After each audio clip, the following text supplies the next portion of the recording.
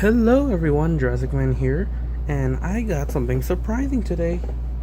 Now from the title of the video, you already know what it is, and it is the Jurassic Park Series 1 Dilophosaurus. The original Dilophosaurus.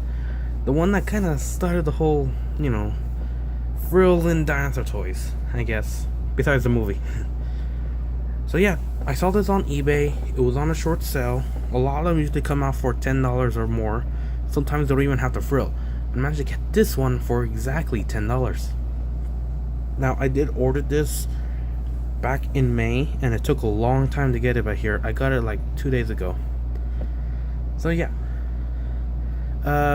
He didn't want to work. That was the only thing I was scared. The description was very vague. So I literally went out and buy batteries. It did not work. But I tried switching batteries for just some curious reason with the 99 version, and it works. It's weird. Maybe it's the battery type, size maybe. After all, this guy did came with his own battery, so maybe it is depending the type. So let's get right into the review. Just like the 99, this guy has a very vague coloration to the original Dilophosaurus.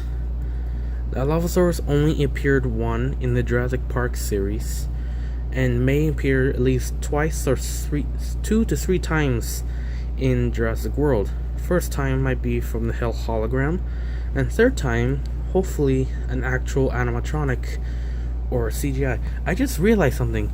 The Dilophosaurus from Jurassic Park is probably the only dinosaurs besides the Triceratops that was a completely animatronic. In the series, Triceratops did get a 3D model in the third movie and in the second one. I gotta say, the Triceratops does not look good in 3D, especially the original one. Jurassic World looks better, but what I'm trying to say is Dilophosaurus never had a 3D model up until Jurassic World as a hologram. And we'll see him again in Jurassic World 2 as a 3D model and an animatronic, which is going to be really cool. If you don't believe me, just look it up. Seriously, it's a whole animatronic, and that's what made the Dilophosaurus very special in the Jurassic Park universe.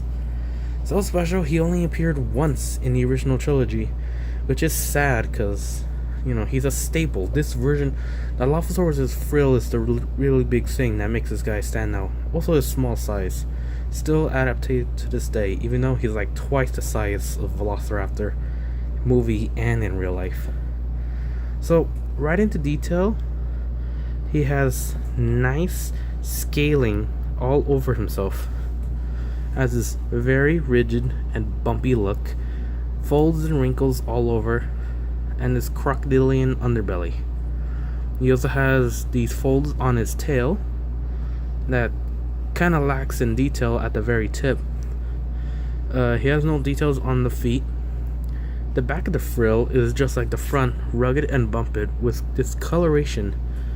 And its face has these creases right here, and of course its signature crest, which Dilophosaurus is known for. Sadly, it does not have the hook jaw here, as this is really primitive. I don't think they had a full Dilophosaurus skull until like sometime during the late or mid 90s, or maybe they got the wrong information, or if they actually made it look more Dilophosaurus like, maybe it wouldn't get too confusing with the rest of the dinosaurs, as in the novel the Dilophosaurus was huge.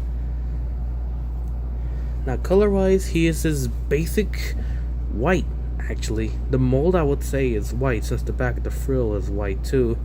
So it would be this white coloration with this dark green, I'm going to say forest green, all the way from the back. Not at the tip of the tail, actually. The tip is white. Or maybe mine's just off color. Who knows? All the way reaching from the back. And get this frill out. And it all the way goes here to the top of the head, where it basically just blends in. And just goes on the side of the face. He also has his red under his jaw that goes down to his neck. And he has these nice yellow eyes. This is basic pupil. It's alright.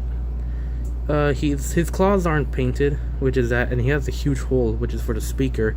Speakers have changed for the past few years, have you noticed?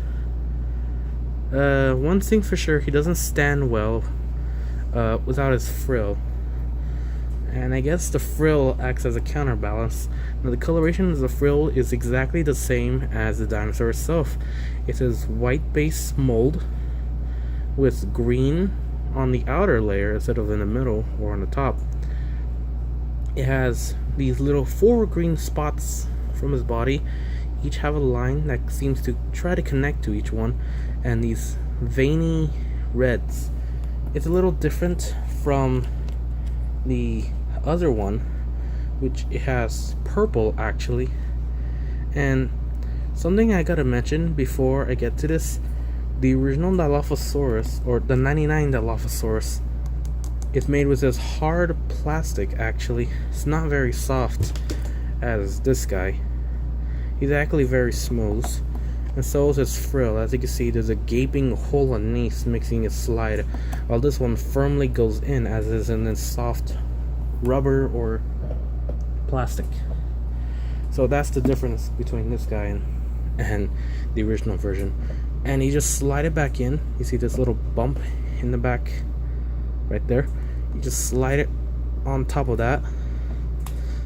Some people will have to be careful as they might damage the paint job, but I really don't care. And the Dilophosaurus stands perfectly. Now, like I said, he is electronic. He's part of the electronic line, which I think is only 3 dinosaurs of the whole series. The big one is obviously the Red Rex, and then in the later line there will be the Utah Raptor and the Gallimimus.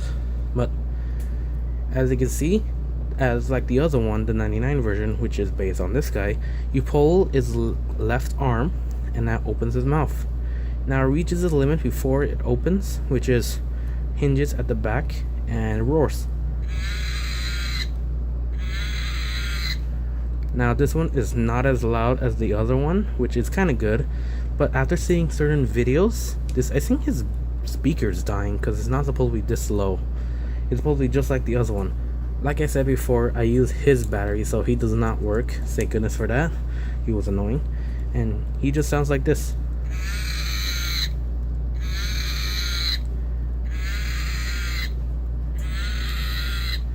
And yeah, that's about it with the original 93 Dilophosaurus. I think it gets repackaged for Series 2 with the collector's card as usual. Sadly as ever, I never had the collector cards, as they're probably as expensive as getting the figures as all that.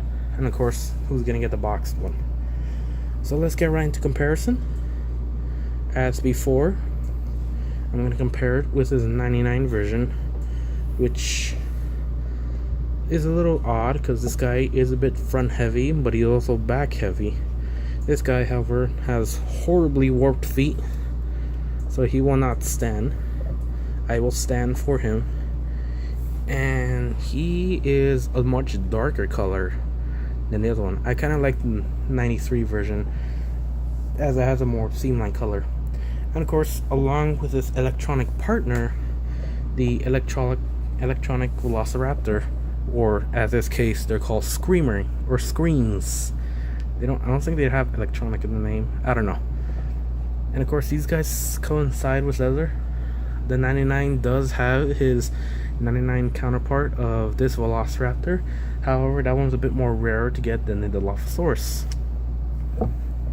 And they even up very wellly, actually. Of course, this guy likes to lean forward, and this one likes to lean back. Let's compare it with the other Dilophosaurus, just like the other one. You have the original Spitter Dilophosaurus, and it stands perfectly okay. One's electronic, and this one has a spitting feature, which I will review to that eventually. Next, we got the Chaos Effect Tyrannops, and it shows in scale on the difference between these things. This guy is of course a Series 2 mold from the Lycanops, so it works as well. Next, we have this. I got it from a garage sale, and he did not have his frill, but I'm thinking of getting one on eBay with a frill and actually working, and that is the Jurassic Park 3 Dilophosaurus. Now, These guys have very differences. I'll get to review that when I get one in electronic and with a frill.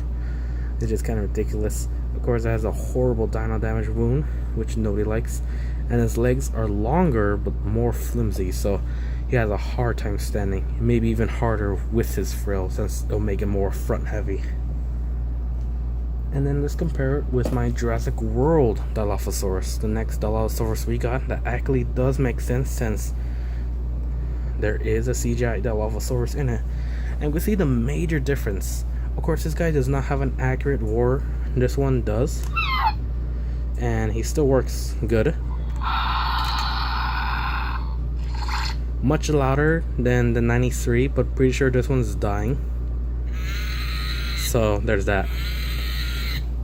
And now let's compare it with a figure, which is actually a 375-inch figure, but because of its size, it is, I guess, 4-inch now. And that is Chewbacca. And of course, if he is 4-inch and this size, he works very well with a Dilophosaurus, maybe even too well. Who knows, if an actual Dilophosaurus met him, a 7-inch guy. I think this is pretty accurate, as I think Dilophosaurus stands 12 feet tall or 10 feet tall. I'm not sure. In real life, not in Jurassic World or Jurassic Park, as he will most likely crush him to death. Alright guys, I hope you liked that review. Remember to comment, like, and subscribe, and I'll see you guys next time. Sign off, Dilophosaurus.